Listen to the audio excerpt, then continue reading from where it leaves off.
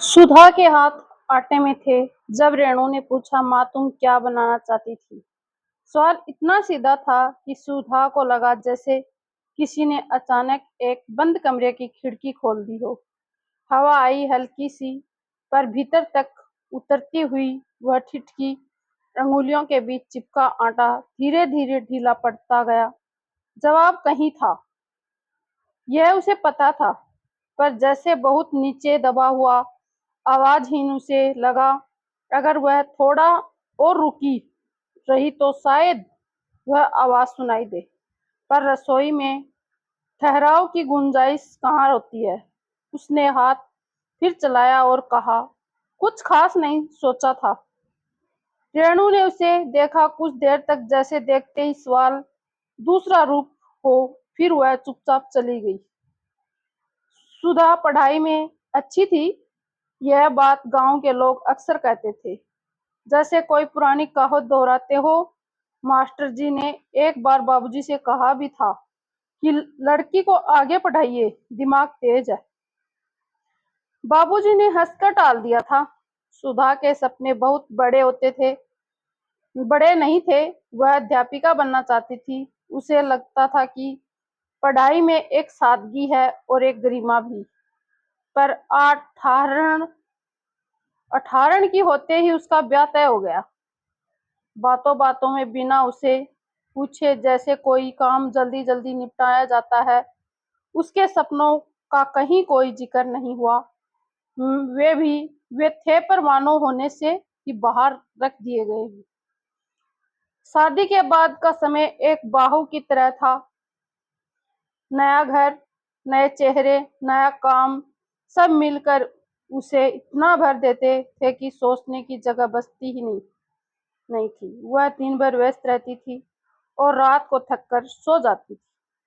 इसी व्यस्तता में एक सुविधा भी थी, अपने बारे में न सोचना आसान हो जाता है। फिर पहला बच्चा हुआ, उसके बाद दूसरा। समय का ढांचा बदल गया। अब हर दिन का आरंभ और अंत बच्चों के इर्द गिर्द होता था।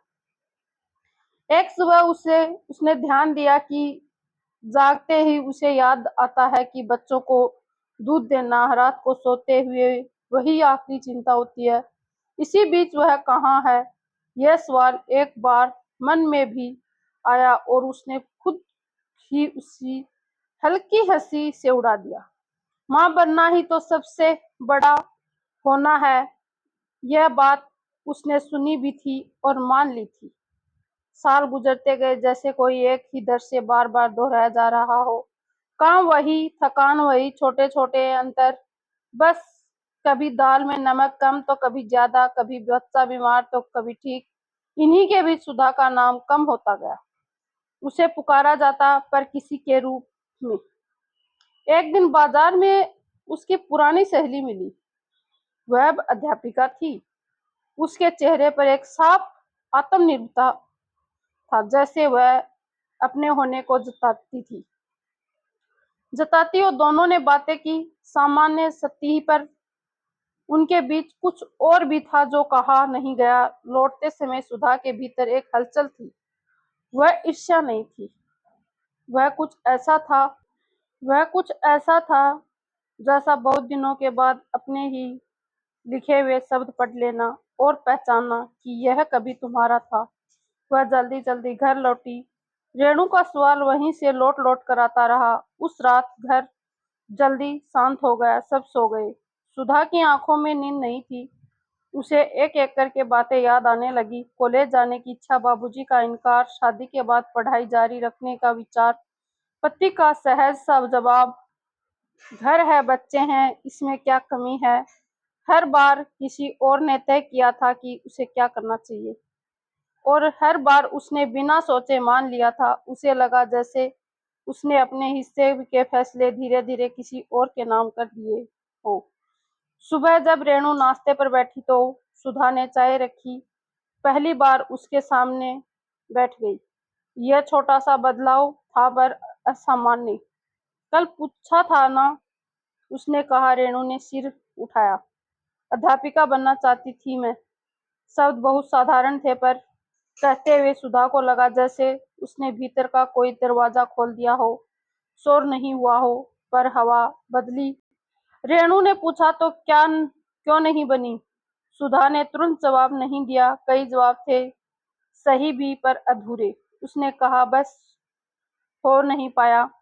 यह पूरा सच नहीं था, पर पूरी तरह झूठ भी नहीं था। उस दिन के बाद कुछ भी अचानक नहीं बदला। वही काम, वही दिनचर्या, पर एक हल्का सा अंतर था। जैसे किसी बंद कमरे में कहीं एक छोटी दरार पड़ गई हो। वहां से रोशनी की पतली सी रेखा अंदर आ रही हो। सुधा अब कभी कभी खुद से सवाल करने लगती थी, क्या उसे सच में कुछ नहीं चाहिए था, या उसने चाहने की आदत ही छोड़ दी थी। शाम को रेणु ने उसे एक कागज दिया।